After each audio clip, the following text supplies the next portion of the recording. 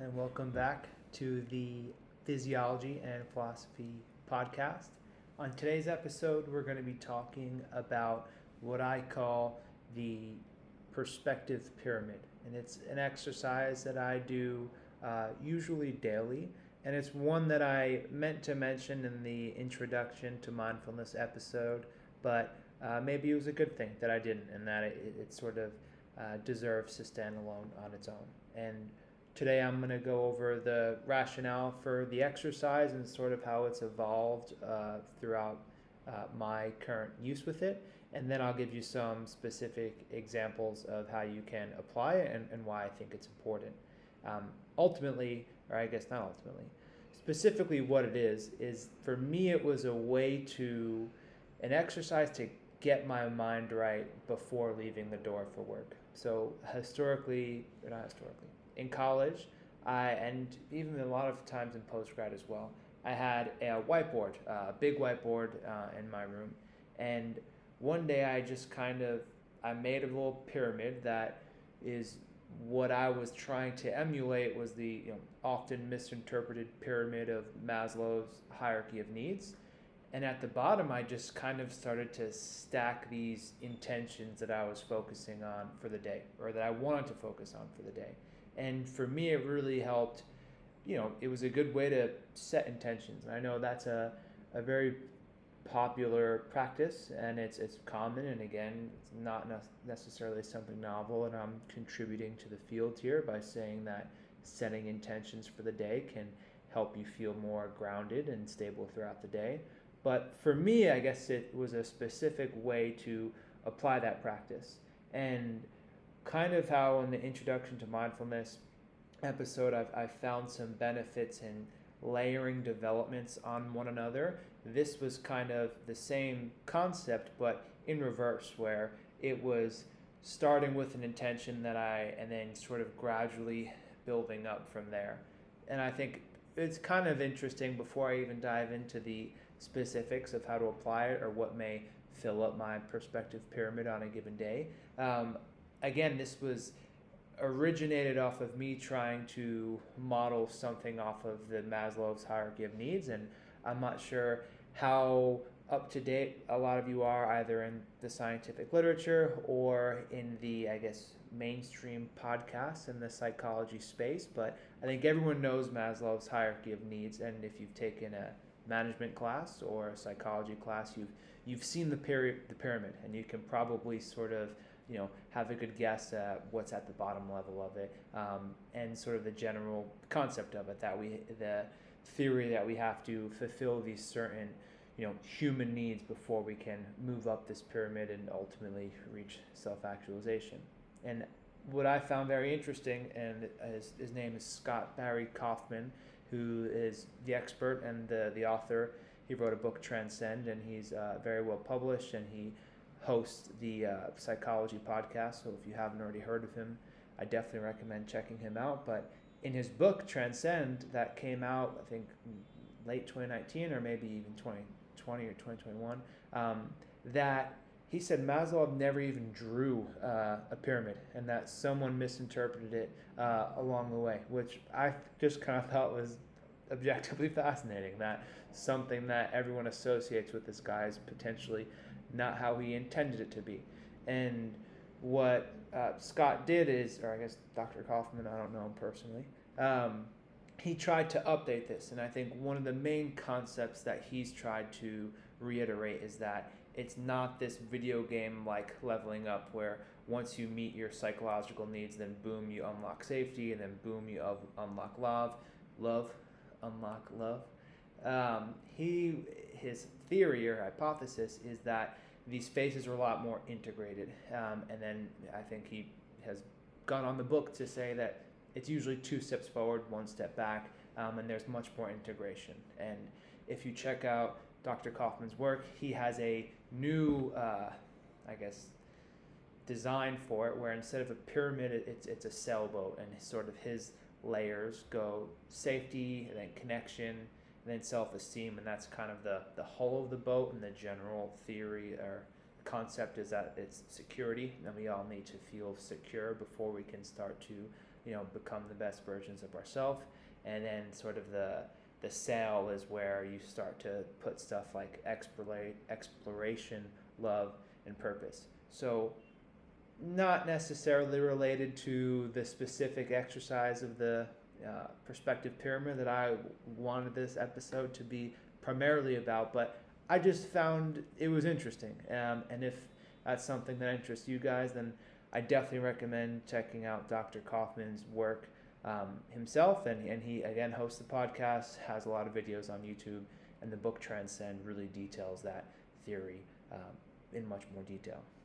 But now back to the perspective pyramid. So again, this is something that what I would do in college is I would have a whiteboard, and then every day I would sort of reset my intentions, layering them on top of one another, and then kind of feeling them as you're writing them out.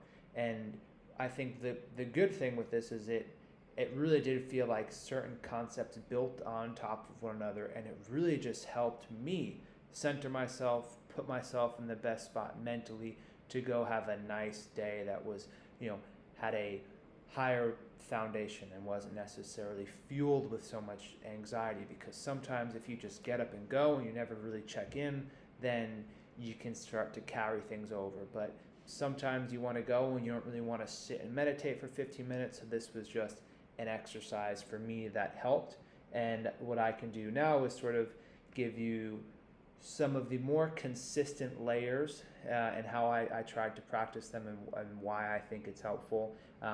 But as always, it's going to be up to you to modify it as you see fit. So I have it written down here just in case I forgot. But before starting every day, what I try to think about first is just cultivating gratitude. And again, another word that you hear every time you look at social media on your phone, and there's an extensive amount of research supporting having a variety of gratitude practices. But for me, I just take a deep breath and I just try to take a moment to just be thankful for the fact that I'm alive.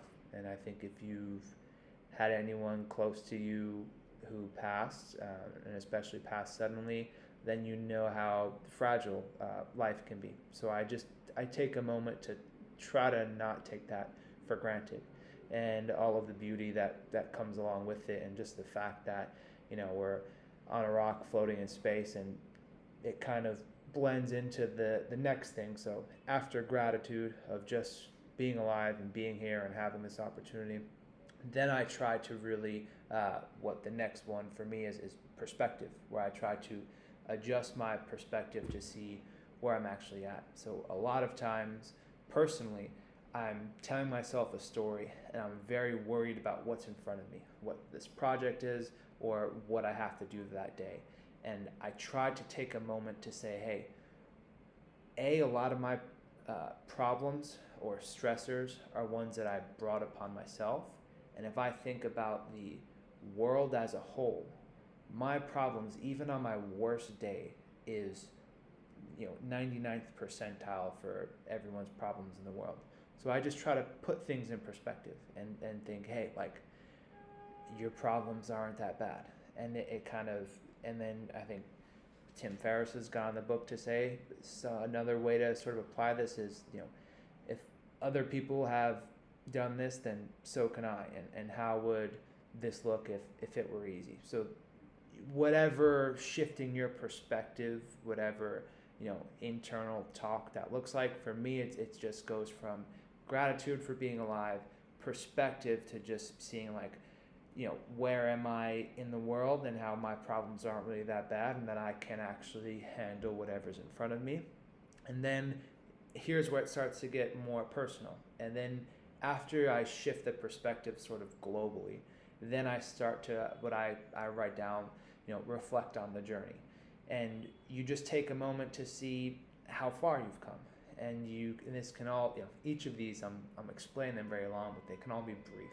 And you see how far you've come and how many things that you've had to overcome to be right where you are. And that any time you've been faced with something challenging in the past, you've, from one way or another, you've gotten through it. So for me, reflecting on the journey, it's also a way to cultivate belief. And I don't think, confidence or ego is something that, there's a limit where I think it's beneficial. But to me, in this context, where you're reflecting on the journey and then you're cultivating belief in yourself, is, it's a good source of energy, I think, because it just gives you, confidence in yourself that you can handle what you're going to do for that day. And then after you sort of get this confidence from seeing the journey, you just start to believe in yourself, then I just sort of remind myself of what my principles are going to be. And that was something that I mentioned in the mindfulness episode and the introduction, where I think it's important for you to try to develop your own operating system. And a lot of mine are, modified through personal experience, but also a lot of Stoic philosophy. So I'll remind myself, and I'll just say, hey, like, today I'm just going to try my best, and I'm going to only put my energy on what's under my control. And I'm going to look out for people, and I'm going to have patience with myself. And if I act out of these principles, then there's no reason to worry or to be upset at myself, because I've done everything I can. And it sounds simple, and again, if this stuff doesn't help you, then you don't have to listen. But to me, that can be very powerful sometimes, is just to remind myself some of those subtle key things. And then I try to, after that, sort of tap things off with either just cultivating the feeling of joy and just like relishing in the opportunity to go have a nice day, or love and just thinking about people who I feel very warm about, or excited, and just try to think about things that excite me and sort of like potentially shift that negative energy and turn it into positive energy, and use it, wield it to your power instead of having it sort of take hold of you. So that's kind of the process I would go through. And again, I took a very long time, and I'm not really good with YouTube, but get some images here of an example for me. But when you apply this, I think in the beginning, writing it down is very helpful, because it's kind of, if you're not that good at thinking and feeling, writing is a good way to sort of jumpstart that process. So create your own pyramid or a box, whatever figure you want to do, and write these in. And as you're writing, take a moment, feel it. I would say maybe take 20 seconds for each box or each level of the pyramid that you fill in. So you write it down, feel it, and then sort of look at it, and then layer everything on top of one another, and then end it with either joy or love or excitement, and then you go about your day. And to me, it really helps, and I would recommend writing it. But once you practice it, I think one thing you have to be careful about is it's not something you just want to go through the motions with. Because if you just write it and you say, yeah, gratitude, perspective, belief,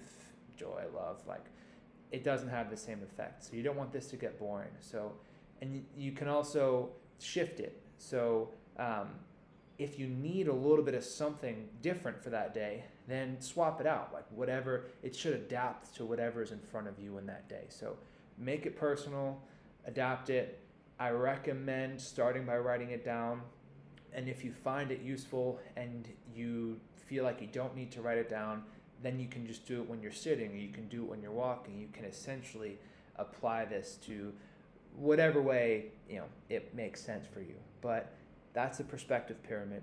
It's an exercise that has helped me a lot in the past, and I hope at least one person can apply it and find some more stable ground throughout their day. That's the goal. And before I leave you, I'll just sort of reiterate my basic perspective pyramid. And again, it's starting with gratitude, adjusting your perspective, seeing your journey, cultivating your personal belief, remind yourself of your daily principles, and then just feel some joy or love or excitement and go attack the day. I'll see you soon.